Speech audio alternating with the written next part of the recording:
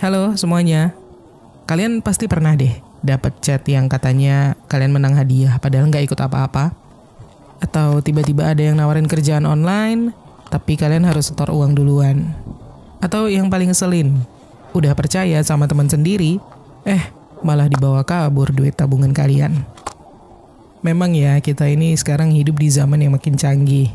Tapi sayangnya, modus tipu-tipu juga makin pintar. Dan yang paling serem adalah korban penipuan keuangan itu bukan cuman orang tua kita yang gaptek. Tapi anak muda juga banyak banget yang terjebak. Termasuk orang-orang yang sebenarnya nggak bodoh, cuman kurang waspada. Atau terlalu polos kali ya. Nah, makanya di episode kali ini kita bakal bahas tips dan trik praktis yang bisa bantu kalian biar nggak gampang ketipu dalam urusan uang. Jangan sampai karena terlalu ignoran dan kurang hati-hati, kalian jadi makin jauh dari kaya atau apapun target finansial kalian. So, pasang headset, siapin mindset, dan yuk kita belajar bareng-bareng. Tips yang pertama adalah jangan gampang tergiur sama iming-iming untung besar dalam waktu singkat. Ini dia salah satu jebakan yang paling sering muncul. Janji cuan kilat tanpa mikir. Pernah nggak sih kalian dengar kalimat-kalimat kayak investasi 500.000 bisa jadi 5 juta dalam seminggu? Atau duduk manis, uangnya kerja sendiri.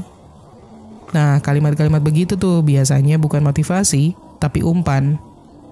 Karena logikanya kan, kalau memang sesimpel itu, kenapa nggak semua orang udah kaya raya dari kemarin? Kalau untung besar bisa semudah itu, kenapa mereka masih repot cari investor? Ini bukan soal jadi curigaan sama semua hal gitu ya, tapi lebih ke kita membangun kebiasaan untuk berpikir 2 kali. Beneran masuk akal nggak nih? Risikonya apa aja? Karena kalau udah keburu tergiur dan masuk, pas zong baru kita sadar.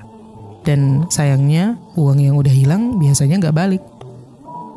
Next, tips yang kedua, selalu cek legalitas dan izin usaha. Zaman sekarang logo OJK, Otoritas Jasa Keuangan, atau BI, Bank Indonesia, itu kan bisa ditempel di mana aja ya. Bahkan di flyer digital hasil editan gitu. Jadi jangan cuma percaya karena katanya legal, atau ini kok kayaknya resmi deh. Yang harus kita biasakan adalah verifikasi langsung. Buka website resmi OJK, cari nama perusahaan atau aplikasinya. Kalau nggak ada di daftar, itu alarm bahaya. Jangan sok berani. Legalitas itu bukan cuma soal formalitas, tapi perlindungan. Dan perusahaan yang terdaftar itu punya tanggung jawab hukum dan diawasi. Kalau terjadi apa-apa, kalian punya jalur untuk komplain. Tapi kalau lembaganya aja hantu, ya kalian bisa apa gitu kan? Lanjut, tips yang ketiga, jangan asal transfer uang tanpa verifikasi. Modus penipuan sekarang tuh nggak selalu dari orang asing ya. Banyak yang nyamar jadi teman, keluarga, bahkan atasan, pakai akun palsu atau nomor baru. Biasanya pakai alibi darurat kayak, bro, gue butuh uang sekarang nih, besok gue balikin. Ini urgent banget. Nah, di sini penting banget buat kita untuk stop sebentar dan verifikasi. Telepon langsung, tanyain pakai cara yang nggak umum. Jangan cuma balas oke-oke aja. Karena begitu uang ditransfer, urusannya jadi lebih ribet kan. Dan yang paling nyesek itu, kalau ternyata kita ditipu sama orang yang nyamar jadi orang dekat kita. Mending kelihatan ribet dan hati-hati, daripada uang hilang gara-gara kita buru-buru. Next, tips yang keempat, waspadai modus pinjol ilegal. Buat kalian yang lagi kepepet secara finansial, memang pinjol itu kelihatan kayak solusi instan. Tapi masalahnya, nggak semua pinjol itu aman. Yang ilegal biasanya cuma butuh KTP dan selfie. Terus cairnya bisa cepet banget. Tapi bunganya nggak manusiawi ternyata. Belum lagi data kalian bisa disebar, kontak kalian dihubungin satu-satu. Bukan cuma kalian aja yang kena, tapi juga orang-orang di sekitar kalian bisa ikut kena imbas. Jadi, sebelum minjem uang lewat aplikasi, cek dulu legalitasnya di OJK. Kalau di daftar nggak tercantum, skip aja. Mending cari alternatif lain yang jelas dan aman. Walaupun prosesnya agak ribet daripada ujung-ujungnya kalian harus bayar 5 kali lipat, 10 kali lipat dari yang kalian pinjam. Next, tips yang kelima, pahami cara kerja investasi sebelum menaruh uang. Investasi itu bukan cuma soal kita ikut-ikutan. Banyak dari kita yang masuk ke dunia investasi cuma karena punya temen yang dapat cuan, atau karena lagi rame di TikTok, di berita. Tapi ketika ditanya, uangnya diputar kemana? Risikonya apa aja? Kalau rugi, mekanismenya gimana? Langsung bingung, banyak dari kita yang nggak tahu jawabannya. Nah, itu tanda bahwa kita belum siap untuk investasi. Dan gak apa-apa sebenarnya, justru lebih bijak kalau kalian bisa mengambil waktu dulu untuk belajar, pahami cara kerjanya, ketahui risikonya, tahu hak dan kewajiban kalian sebagai investor. Karena begitu kalian masuk tanpa memahami, bukan investasinya yang salah, tapi kalian bisa jadi sasaran empuk untuk penipuan berkedok investasi. Next, tips yang keenam, selalu skeptis terhadap pesan berantai ataupun broadcast berhadiah. Kalian pernah dapat chat yang bunyinya, "Selamat, Anda mendapatkan hadiah motor. Klik link berikut ini." Padahal kalian sendiri nggak pernah ikut-ikutan undian, nggak belanja apa-apa, dan bahkan kadang nama kalian aja nggak disebut gitu. Tapi ya sayangnya, ini tetap aja ada yang klik karena penasaran. Nah, itu jebakan klasik guys. Di sini yang penting bukan cuman jangan klik link yang aneh-aneh, tapi mulai bangun kebiasaan untuk selalu skeptis, selalu mempertanyakan, terutama kalau bentuknya itu broadcast atau massal. Coba pikirin, kalau kalian benar-benar menang sesuatu yang penting, masa iya sih diumuminnya lewat link random di WhatsApp? Mereka yang niat kasih hadiah tuh pasti ngubungin kalian secara personal, jelas, dan logis. Jadi mulai sekarang, biasakan berpikir dulu sebelum klik. Karena kadang yang kita buka itu bukan rezeki, tapi pintu menuju kebocoran data pribadi kita. Dan sekali itu bocor, urusannya bisa panjang. Lanjut, tips yang ketujuh. Perhatikan gaya hidup influencer ataupun teman yang nawarin peluang. Zaman sekarang kan banyak banget ya peluang cuan yang disebarin lewat orang-orang yang kelihatannya sukses di media sosial. Entah itu teman sekolah kita yang tiba-tiba jadi mentor bisnis, atau influencer yang baru 2 bulan udah naik mobil sport, terus ngajak kalian ikut program yang katanya legit gitu ya. Bukan berarti mereka pasti penipu, tapi penting banget untuk kita menjaga nalar kritis. Karena kadang kita bukan tertarik sama bisnisnya, tapi tertarik sama lifestyle-nya. Nah, sebelum kalian ikut setor modal, setor uang, coba tanyain ke diri sendiri. Aku tertarik karena usahanya masuk akal atau karena FOMO ngelihat dia sukses duluan? Penting banget untuk diingat bahwa tampilan luar belum tentu cerminan isi dalam. Dan dalam dunia penipuan, gaya hidup mewah itu bisa jadi alat untuk bikin kalian lengah. Jadi nggak apa-apa kok untuk bilang nanti dulu walaupun itu ke teman sendiri. Bukan berarti kalian gak support sama usahanya dia, tapi kalian jaga diri sendiri dulu aja. Next, tips yang ke-8, selalu ada perjanjian tertulis untuk urusan pinjam-meminjam uang.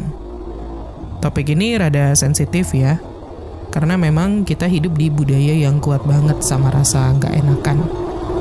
Banyak orang akhirnya minjemin uang tanpa perjanjian karena nggak mau dianggap pelit atau terlalu formal sama teman sendiri, sama keluarga sendiri, sama saudara sendiri.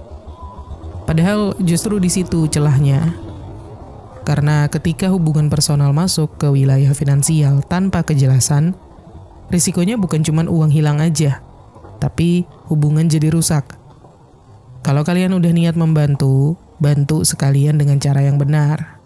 Bikin perjanjian tertulis, walaupun simpel. Cukup tulis hal-hal kayak nama, jumlah, tanggal jatuh tempo, dan tanda tangan. Dan kalau ada yang bilang, wah kamu gak percaya ya sama aku? Kalian bisa jawab, justru karena aku pengen semuanya jelas dan hubungan kita tetap baik. Makanya aku mau ada bukti tertulis. Bukan karena curiga, tapi karena kita pengen saling jaga uang dan jaga hubungan. Next, tips yang ke-9, hindari memberi info pribadi sembarangan. Pernah nggak kalian diminta isi form online untuk giveaway atau disuruh upload selfie plus KTP buat verifikasi akun? Sekilas kelihatan wajar, tapi data pribadi tuh kayak kunci ganda yang bisa buka banyak pintu. Dari akun bank, e-wallet, sampai pinjaman online atas nama kalian. Dan yang bikin bahaya adalah kadang kita ngasih data pribadi bukan karena dipaksa, tapi karena kita terlalu enteng menganggapnya. Cuma nomor handphone doang. Ya udah deh, cuma sekali isi. Lama-lama, semua data nyebar ke tempat-tempat yang kita sendiri nggak tahu. Jadi, biasakan untuk selalu tanya ke diri sendiri dulu sebelum memberikan informasi pribadi ke orang lain. Perlu nggak sih? Ini platform beneran, resmi, atau bukan? Dan konsekuensinya apa kalau dataku disalahgunakan? Menjaga data pribadi kita sendiri tuh bukan paranoid, tapi bentuk self-defense ya, melindungi diri sendiri. Lanjut, tips yang ke-10. Gunakan logika, bukan cuma emosi. Ini kunci untuk semua tips sebelumnya, karena sebagian besar penipuan itu sukses bukan karena kita bodoh, tapi karena kita lagi emosional. Entah itu karena panik, kasihan, takut, atau tergoda. Misalnya, ada yang tiba-tiba bilang kalian punya tagihan yang belum dibayar, dan kalau nggak transfer sekarang juga, kalian bakal dilaporin ke polisi. Atau sebaliknya, kalian dikabarin menang hadiah besar dan harus bayar biaya administrasi dulu. Di momen-momen kayak gitu, emosi kalian naik duluan, logika ngikut belakangan. Makanya penting banget untuk biasakan pause sebentar. Tarik napas, tanya ke diri sendiri, masuk akal nggak sih ini? Kenapa harus buru-buru? Kalau ini serius, kenapa nggak dikasih waktu untuk berpikir? Emosi itu penting, tapi keputusan finansial butuh logika yang jalan. Kalau kalian bisa menahan diri beberapa detik aja sebelum mengambil keputusan, kalian udah punya tameng alami untuk gak jatuh ke jebakan penipuan. Next, tips yang ke-11. Jangan mudah percaya testimoni atau screenshot saldo. Pernah lihat nggak? Ada yang promosi bisnis atau investasi, terus dia pamer screenshot rekening yang saldonya ratusan juta, atau chat WhatsApp dari anggota grup yang katanya udah balik modal dalam waktu singkat. Hati-hati banget di sini, karena sekarang ngedit saldo rekening atau bikin testimoni palsu itu udah gampang banget ya. Bahkan bisa kita beli jasa testimoni palsu. Sekali bayar, kita bisa dapat 10 video orang yang pura-pura jadi member yang sukses. Apalagi sekarang udah zaman AI, bukan hal yang sulit untuk bikin video AI testimoni. Jadi jangan tertipu sama gaya promosi yang kelihatannya rame atau banyak yang testimoni. Karena dalam dunia penipuan, keramaian itu bisa dibuat dan kepercayaan bisa dimanipulasi. Yang penting itu kita jangan cuma lihat outputnya atau cuannya, tapi cari tahu prosesnya. Kalau prosesnya nggak transparan atau jawabannya selalu muter-muter pas kalian tanyain, itu udah red flag alarm banget. Ujung-ujungnya bukan cuma soal uang yang hilang, tapi rasa percaya diri kalian juga bisa ikut goyah karena udah pernah ketipu gitu. Lanjut, tips yang ke-12. Tanya ke orang lain dulu sebelum ambil keputusan yang besar. Kadang kita udah terlalu percaya sama satu sumber informasi aja. Bisa dari teman, keluarga, atau bahkan konten yang kelihatannya meyakinkan. Padahal bisa jadi ada hal-hal yang luput dari mata kita sendiri. Nah, makanya penting banget untuk punya second opinion atau opini kedua. Tanya ke orang lain, idealnya yang punya pengalaman di bidang keuangan atau orang yang kalian tahu logikanya tuh jalan. Tapi bukan berarti kalian harus selalu minta izin ke orang itu ya. Lebih ke untuk nambah sudut pandang aja. Karena seringkali orang luar bisa lebih objektif kan. Mereka gak terlibat secara emosi, jadi bisa memberikan insight yang jernih. Kalau kalian malu bertanya karena takut dikira gaptek atau gak ngerti, ingat aja, lebih baik malu 3 menit daripada nyesel 3 tahun. Next, tips yang ke-13. Gunakan akun bank atau fintech resmi yang ada fitur keamanannya. Zaman sekarang, transaksi digital udah jadi bagian hidup sehari-hari kita. Tapi ya, di balik kemudahan itu, banyak juga aplikasi abal-abal yang cuma butuh satu aja kelengahan dari kita untuk menyedot data atau uang kita gitu ya. Jadi, pastikan kalian selalu menggunakan platform yang punya sistem keamanan yang jelas. Minimal ada OTP atau kode verifikasi, terus login 2 langkah, terus juga notifikasi real time kalau ada transaksi gitu ya. Dan jangan install aplikasi yang gak jelas asal-usulnya, cuman karena kalian tergiur sama cashback yang gede atau promo instan gitu. Bayangin kalau tiba-tiba uang kalian hilang dan gak tahu harus ngadu ke siapa. Kalau platform resmi punya jalur pengaduan, tapi yang ilegal gak ada yang tanggung jawab. Jadi nyaman itu penting, tapi aman jauh lebih penting. Next, tips yang ke-14, waspadai modus rekrutmen atau kerja online yang minta setor uang dulu. Ini sering banget kejadian, ada yang nawarin kerjaan freelance, dropship, jadi agen online, atau kerja dari rumah gitu ya. Tapi syaratnya kita harus bayar dulu. Misalnya, cuma 300.000 buat jadi member, kamu bisa dapat komisi 1 juta per minggu. Wah, kedengarannya menarik banget kan? Tapi, coba pikirin baik-baik. Kalau ini benar-benar kerjaan yang beneran dibutuhkan, kenapa harus bayar duluan buat mulai kerja? Bayar untuk kerja itu beda dengan modal usaha ya. Dan kalau nggak jelas barang apa yang dijual, sistemnya gimana, dan kalian nggak dapat skill apapun, itu namanya bukan kerja, tapi jebakan. Jangan sampai kalian mengira bahwa itu adalah langkah awal menuju penghasilan besar. Padahal sebenarnya itu pintu masuk ke lingkaran tipu-tipu berantai. Dan tips yang ke-15, update literasi keuangan dan digital secara berkala. Ini yang paling sering disepelein, padahal sebenarnya krusial banget. Penipu itu nggak tidur. Mereka update terus strateginya, dan kita juga harus begitu. Mulai dari hal-hal simpel kayak ikutin akun edukasi finansial di media sosial atau podcast, sampai gabung ke grup diskusi yang bahas soal keamanan digital misalnya. Kalau ada webinar gratis tentang investasi atau keamanan siber, ya coba aja ikutan. Gak rugi kok. Sedikit waktu yang kalian luangkan untuk belajar hari ini bisa jadi penyelamat kalian di masa depan. Karena ya, penipuan itu seringkali bukan karena pelakunya pintar, tapi karena korbannya kurang tahu.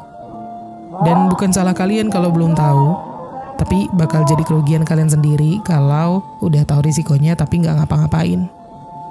Nah, itu dia beberapa tips and trick supaya nggak gampang ketipu dalam hal keuangan.